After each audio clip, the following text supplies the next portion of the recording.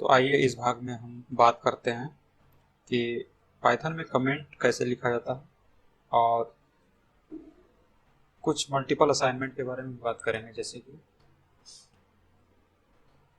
कि हम मान लीजिए ये हमारा ये ऑब्जेक्ट है, डबल कोट के अंदर हम कुछ भी लिखते हैं जैसे भी, और इसको रन करा है तो हमारे सामने ये आ गया लिख कर।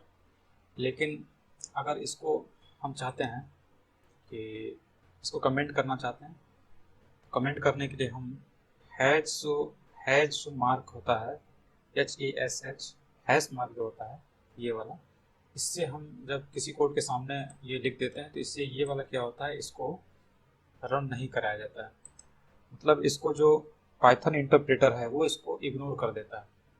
वो सामने जब कंट्रोल यहाँ पे आता है ऊपर से नीचे की ओर तो देखेगा ये, तो उसके बाद वो इसको रीड नहीं करेगा, इसको रन नहीं करेगा, इसको इग्नोर कर देगा। ये मान के कि ये अंदर कोड नहीं लिखा हुआ है क्योंकि उसको पहली लाइन में ये मिल गया।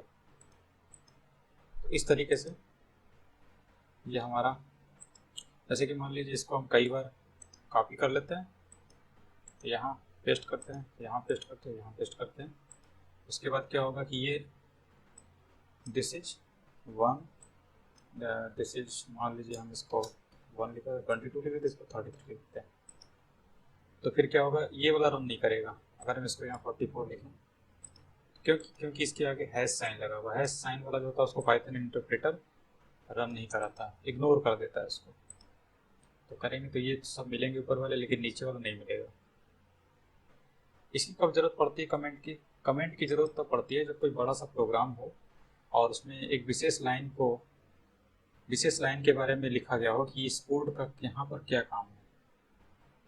तो इसलिए वहाँ पर उस जो कोड रहता है, कोड का पूरा सेट रहता है, उसको हम कमेंट उसके ऊपर लिख देते हैं ताकि भविष्य में अगर हम दोबारा इसको देखने के लिए आएँ इस बड़े बड़े से प्रोग्राम को, तो हमें उसमें लिखे हुए कोड का मतलब समझ में जाए, इसलिए हम उस चीज़ को कोड में लिख देते हैं। जैसे कि यहाँ पर लिखा हुआ, जैसे कि प्रिंट है, हमें नहीं समझ आ रहा कि प्रिंट क्या करता है, तो हम इसको ऊपर एक लाइन कमेंट में लिख देते हैं कि this print function is used to print the string, या कुछ भी हो, the string on the output screen. तो ये इतना पोर्शन क्या होगा, ये हमारा कमेंट में चला गया। तो इससे हम ये पता चल जाएगा कि आखिर अगला जो ये प्रिंट फंक्शन है इसका काम क्या है। तो इसी तरीके से हम छोटा छोटा, जैसे कि किताब कापियों में नोट्स लिखे जाते थे, नोट करके NOTE करके लिखा जाता था, वहाँ समझ में आता था कि वो क्या है। उसी तरीके से यहाँ पर हैश लिखा जाता है, इसको पाइथन इंटरप्रेटर इग्नोर कर देता है कि हाँ ये कोड नहीं है, इसीलिए एरर भी नहीं आती। उसके बाद आपको एक दिखाते हैं, इसको हटा देते हैं और इसको भी हटा देते हैं।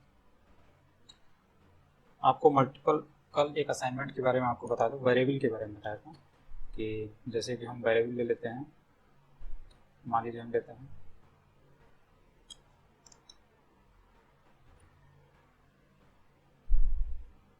अनित करके लेते हैं, और इसको ये वेरिएबल है हमारा, और यहाँ पर हम कोई सी वैल्यू ले लेते हैं, मान लीजिए इसी की वैल्यू ले लेते हैं, और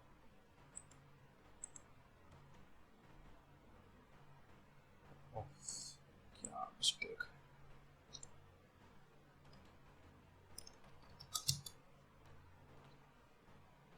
तो ये हम हटा देते हैं दोनों ये लाइनें, और इसकी जगह पे हम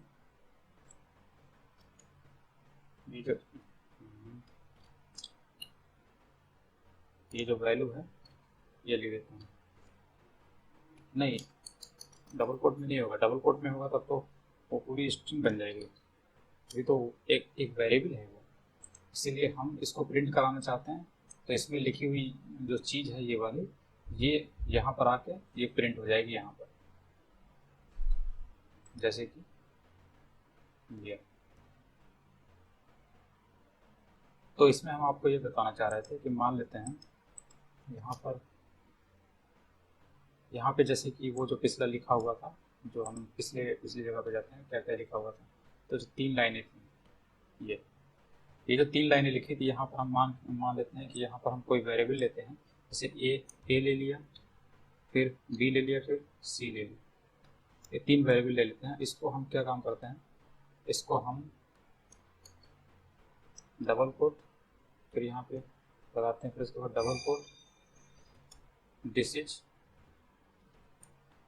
22, फिर आगे ये इसको थोड़ा सा बड़ा करते हैं, दिस इज, इसका डबल कोट में लेना पड़ेगा क्योंकि हम दिस इज 33 और यहाँ पर 11 कर देते हैं। मेरे कहने का मतलब ये है कि अब हम क्या काम करेंगे, यहाँ पर हम रख देते हैं ए, यहाँ पर रख देते हैं बी और यहाँ पर रख देते हैं सी। तो यहाँ पर हम क्या दिखाने की कोशिश कर रहे हैं कि हम एक टाइम पर मल्टीपल असाइनमेंट भी कर सकते हैं। तो यहाँ पर क्या होगा, ये इस ए की वैल्यू क्या हो जाएगी, ये जो पहला वाला है ये वैल्यू हो जाएगी, बी की वैल्यू ये जो दूसरा वाला है ये वैल्यू हो जाएगी, और सी की वैल्यू जो है ये तीसरा वाला ये वैल्यू हो जाएगी। इसको मल्टीपल असाइनमेंट कहते हैं।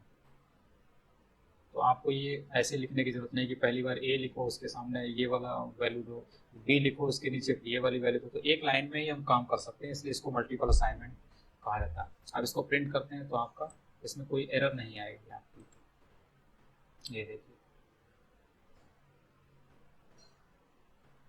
अब यहाँ पर ये 11 क्यों आ रहा है, क्योंकि हर जगह मैंने ए ही किया है, इसकी जगह पर मुझे बी लिखना चाहिए, यहाँ पे सी कर देते हैं। अब देखिए अब जो इनपुट आएगा बिल्कुल सही आएगा, 11 22 33, this is 11, this is 22, this is 33। तो ये क्यों आ रहा है, क्योंकि ये मल्टीपल असाइनमेंट है। ये इस वेरिएबल में कौन सा वैल्यू अटैच होगा, कौन सा वैल्यू कंटेन करेगा, ये वाला, और ये जो बी है ये सेकेंड वाला, इस सेकेंड वाले की वैल्यू कंटेन करेगा, और इसी तरीके से सी वाला जो होता है इस वैल्यू को कंटेन करेगा।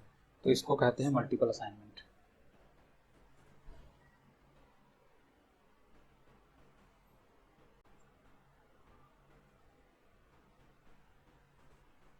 इसमें जैसे हम वेरिएबल की बात कर रहे थे, ऐसे कांस्टेंट भी होते हैं। वेरिएबल तो उसकी वैल्यू वेरी करती रहती है, जैसे कि अगर यहाँ हम ऊपर में अगर वैल्यू एक ले लेते हैं, मान लीजिए हम यहाँ पे वैल्यू ले लेते हैं डी इक्वल्स टू, यहाँ पे हम कोई वैल्यू ले लेते हैं 12, तो ये क्या है, ये कांस्टेंट है, ये कांस्टेंट, इसको हम प्रिंट करा सकते हैं,